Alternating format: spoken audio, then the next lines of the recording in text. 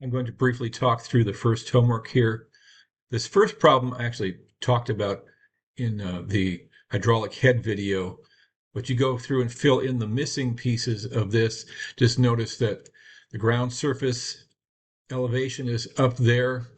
You have the depth of the piezometer is the depth from the ground surface down to the bottom. So piezometer means at the bottom, or the depth of the well, or again, if I put a pressure meter down there. Depth to water gives us where the water level is. It's from the ground surface down. That water level is the total heads. So where the water settles in the well, that's the total head. And the pressure head is the depth of water or height of water above the bottom of the well. Elevation head just means the elevation at the bottom of the well. And then to calculate the hydraulic gradient, you take the difference in the total head over the distance between them, which is 1,000 meters.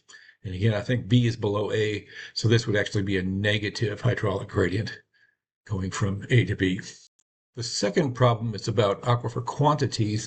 And notice that these problems are from the Phil Bedian book that I recommended, that you don't need, but it might be a good thing if you can find one cheap online.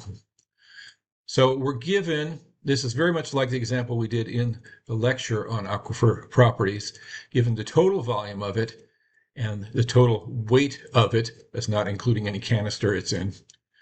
And then we fill it with water. So we get up to 446.3 grams. So 1 gram is 1 milliliter. So for 428 to 446.3, the weight difference in grams is the same as the volume of water difference. We drain it by gravity, so that's hinting at the specific yield. What comes out is the yield. What's left behind is the retention. And then we dry it so there's no water in it. So it gets down to 357.6. So we can use that for the dry bulk density. We can also use that as the bottom to know how much water it is. So it's full, it's 378.4. It's empty, it's 357.6. So the difference is, oh no, I said that wrong. This was the drained weight. That difference would be the specific retention. This drained weight minus that divided by the total volume. The total porosity would be with saturated weight minus this dry weight over the total volume of it. So we'll go through these, and these are some we saw before in the example and some new ones. Water content on a mass basis, ratio of mass to the mass of the whole sample under natural conditions. The volumetric water content under natural conditions.